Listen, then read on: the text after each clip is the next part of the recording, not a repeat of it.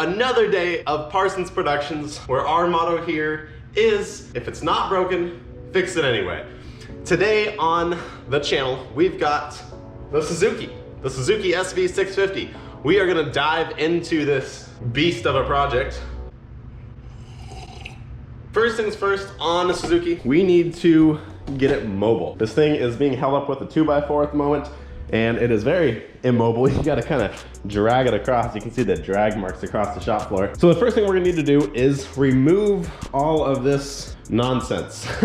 So easier said than done, of course, but our plan right now is to remove all the broken parts and get some jack stands under there. I've got some jack stands right over there. I'm planning on throwing underneath here, and then at least see if we can put some temporary shocks on this, just so it can be somewhat mobile. It's a very pain bike to have around at the moment, but I've got these CBR shocks from I believe it's a 95 Honda CBR. So these shocks are a little bit bigger than the Suzuki ones.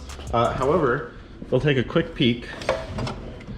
You can see these ones are coming in at a whopping 45.9. I'd say it's about 44.8, 45. And then if you look at these ones, 41.3. So, I mean, they should work. If not, I've got too many shocks. These ones, those are a bit smaller, 35. I've also got these ones over here. Those ones are showing 46. So, I mean, either way, I've got shocks. I'm gonna throw some shocks on here that are going to make this thing mobile again. So let's put some shocks on. But first, let's take the other shocks off.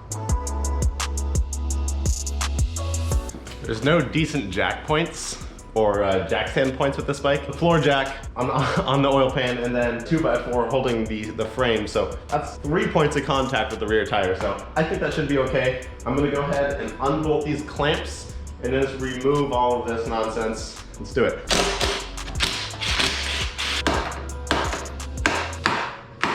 I can't tell you how much I hate Allen wrenches. They look good. If you don't have the bit on the driver, they're a pain.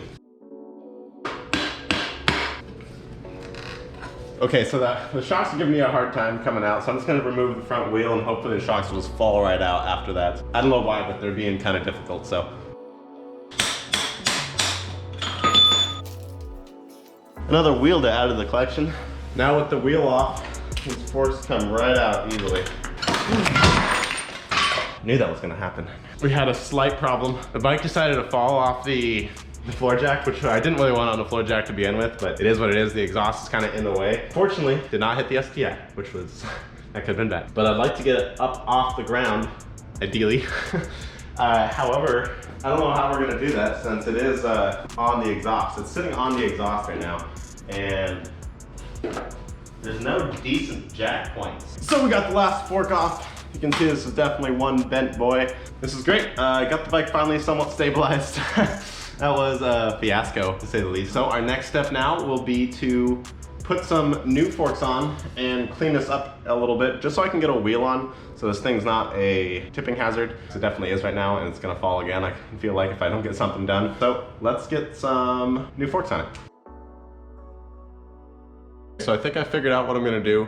I'm going to remove this triple tree. I don't want to, I feel like I do a lot of triple tree stuff. So I'm gonna remove the triple tree and I'm gonna replace it with this one I found off of a Annnnd ZX600 in a junkyard. Just temporary until new parts come in the mail. So this thing's more mobile. It's definitely not ideal. It's what's gonna happen just for the time being because in fact I don't have parts. This triple tree is set for a 40mm shock, and I have a 35, a 45, and a 50mm shocks laying around. I don't have anything in between, so unfortunately nothing's gonna fit it, so I think that's why we're gonna yank the triple tree. Really don't wanna do that, but it looks like we might have to, given the circumstance. So let's do that.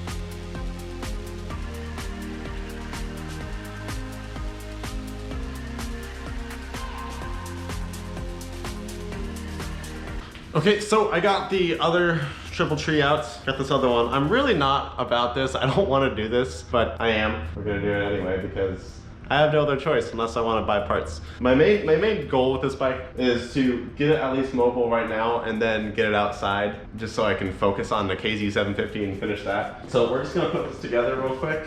I don't know if this is actually gonna work or not. We'll give it a shot.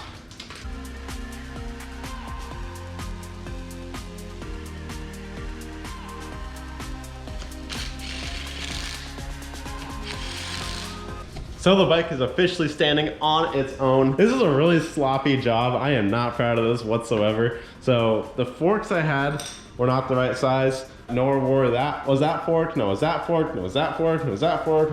I've got a lot of forks laying around, so I'm really surprised what I had didn't fit. So what I ended up doing was I took the stock triple tree off, and this thing is really heavy, Jesus. I took that one off, and I replaced it with one of the other ones I had laying around. And I put some temporary forks on. The wheel's not even really on there. It's just being held on basically with the microfiber cloth. But that's not the point. It's gonna go in the yard for a little bit in storage until we get the KZ750 all finished. And then we'll pull this one out and we'll be on our next project. Just getting it situated. To be continued. Once again, thank you for joining another episode of Parsons Productions, and I will catch you guys in the next installment of the Suzuki SV650.